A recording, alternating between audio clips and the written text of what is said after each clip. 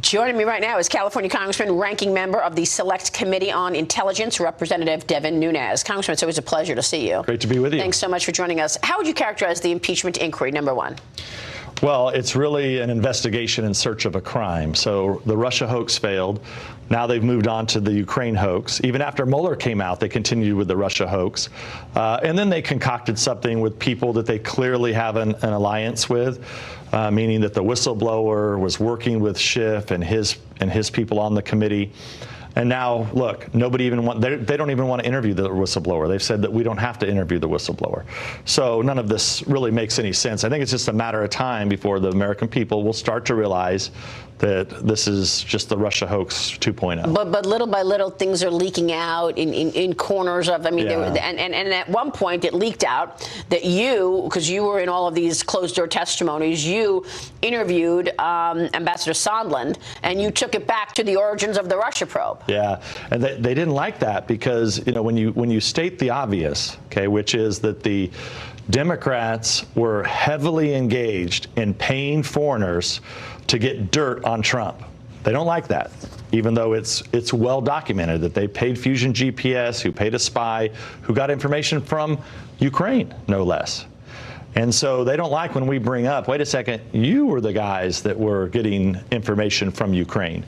So I always say that Rudy Giuliani and the president, they have nothing to apologize for. They had every right to be in Ukraine trying to figure out who were the Ukrainians that were giving dirt to the Democrats on him. And you've been investigating the origins of the Russia probe now for 3 years or so.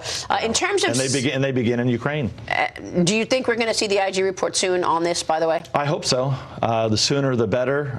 It's evidence. What I understand is, I mean, if you can believe what's in some of the news reports, but seems like the IG report is finished and now just awaiting declassification. Censoring Adam Schiff, what does that mean? And now it's being tabled, right? The Democrats do not want to even vote on any censoring of Adam Schiff, obviously. Right. So tonight we'll vote on the censure motion that Mr. Biggs introduced and that Leader McCarthy is supporting for the Republicans. The Democrats don't want to debate this measure, so likely what's going to happen tonight when we move to bring it up, they will do what's called tabling, which is a way to push it off, and so that we don't have to debate it. They don't want to have to debate why they were making things up, right, in front of committee, why they were putting words in the president's mouth. They don't want to have to debate why they were meeting with the whistleblower. They don't want to have to debate why they are doing things in secret. They don't want to have to debate why they're leaking things. I can continue, but the bottom line is that it'll probably be on a party line vote. But we'll just continue to bring pressure as we can. Do people understand this, that all of this is going on behind closed doors? And this is, I mean, because, you know, they're continuing this impeachment, whatever you want to call it, inquiry show. I think the real question is ultimately the people who don't pay attention, people who aren't watching your show on a daily basis or the other shows. You know, it's that middle part of America, right, who are just, you know, they're taking their kids to school right now. They're dropping them off. They may hear, you know, pick up a little bit on the radio or see something as they're walking out to work. Those are the people that really matter. So I think that's why you see a little bit of a high right now in a lot of these polls on impeachment. But once people begin to realize, wait a second, these are just shenanigans, same old shenanigans that occur in the swamp, that polling will start to go down. Well, they're also looking at Twitter. They're looking at Google. You are suing Twitter for negligence. You're seeking $250 million in damages for alleged bias and ignoring abusive behavior. Tell me about the suit. And you did get a victory 2 weeks ago from a judge.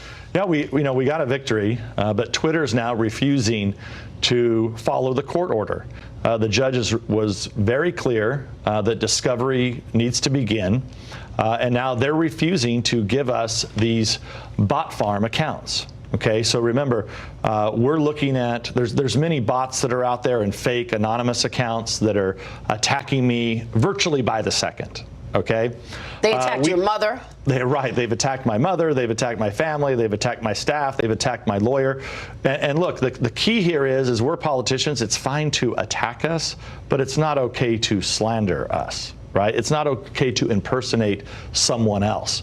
And that's the case here. And what these are is that one is a smaller bot farm. You know, we don't know exactly how many bots one group controls. And then there's another larger bot farm, we believe, and they refuse to give us. We can't even get these people into court because we can't figure out who's behind them. And I'll tell you, this has been 6 months now. We filed this in March. Twitter has basically proven negligence, okay, because they have a responsibility to come clean and tell us, because they could have easily got out of this case and not been part of the negligence part, if they just would have come forward and said, wait, sorry, we didn't know these bot farms were here. Right. We understand they're doing defamation and slandering and death threats. We don't want to be in this business. We don't want to take part in this. Okay. They refuse to do that, and now they're at a point where this is really fraud on the market, if you really think about it, because the board members and the executives at Twitter, they have a responsibility to their shareholders, their mom and pops who own shares in these companies, right? The IRAs out there. And if they're not telling their shareholders that they have a bunch of bot farms out there, I mean, think about the advertising dollars. And I think it's really, I don't own Twitter stock, but if someone did, you could easily bring a fraud case against them. When I spoke to you yesterday, you said it could be securities fraud. Yeah. I want to ask you, because basically what you're saying is there's all of these robot accounts, you call them bots, robot accounts, and you think that there's robot farms which are owned or operated by political campaigns, or what? Well, remember, it was the Democrats and the left, okay, who complained about the bot farms. They said that Trump only won because of Russian bot farms. You had Hillary Clinton yesterday accused Tulsi Gabbard of having bot farms. Well, we know that there are bot farms out there with anonymous accounts that attack me. Twitter knows it. Okay? And you say that they're selling advertising based on those. They're selling advertising based on those numbers. And that's where you come up with securities fraud. That's one issue, right? So, what percentage of the accounts out there are actually just fake accounts, right? That are just really some guy sitting in his underwear somewhere in his basement with 50 accounts that he sits all day on the computer attacking someone or some group or some party. And some political group is running. And here's their big problem that they're not being honest about. When prominent Democrats have bot farms or even parody accounts that are built on them, they get taken down almost immediately. Okay? But with me, here we are in court. And they're so negligent and so arrogant that now I think they're putting their own company in danger. Wow. All right, real quick, what's the next step here? Well, we have to go to court now to get the judge to compel them. So we made a motion to compel so that we can get on with the case. The judge already ruled the case is going to be heard. I have a right to be heard. And they have to defend themselves, and they don't get to defend themselves by just refusing to tell us where these bot farms and anonymous accounts are located. All right, we will be watching this, Congressman. Thank you for always a pleasure. Giving us